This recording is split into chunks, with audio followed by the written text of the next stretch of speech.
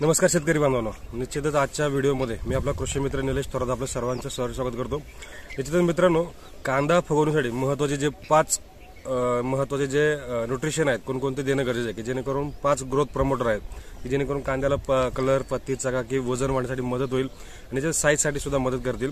निश्चितच या ठिकाणी बघू शकतो, या ठिकाणी आपण बघा चांगल्या पद्धतीमध्ये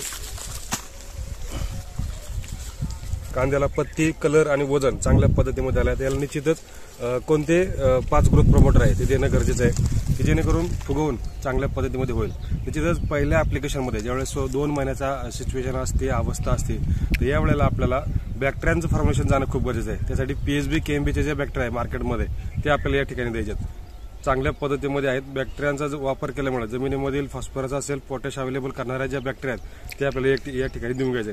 हा झाला पहिला मुद्दा। दुसरा मुद्दा घेत असताना साधारणपणे 2.5 महिन्याच्या अवस्थेमध्ये असताना या ठिकाणी 0.27 असेल किंवा 52-34 आहे, साधारणपणे एकरी 5 किलो।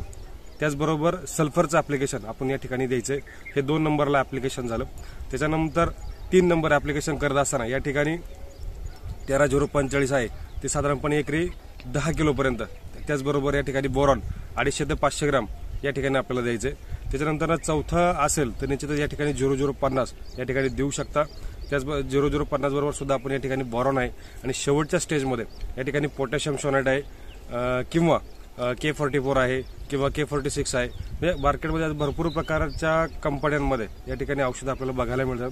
तर आपण वॉटर सोल्युबलमध्ये विचार केला तर ह्या पद्धतीमध्ये स्टेप बाय स्टेप आपण जाऊ शकतो।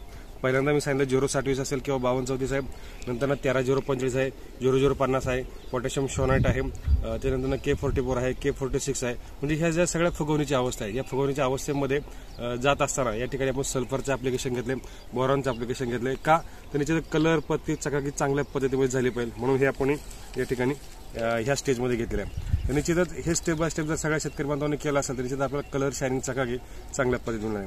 निश्चितच ही माहिती आवडली असेल अशी अपेक्षा करतो। आवडली असेल तर व्हिडिओला लाईक करा, शेअर करा आणि आपल्या शेतकरी बांधवांना पाठवा। धन्यवाद।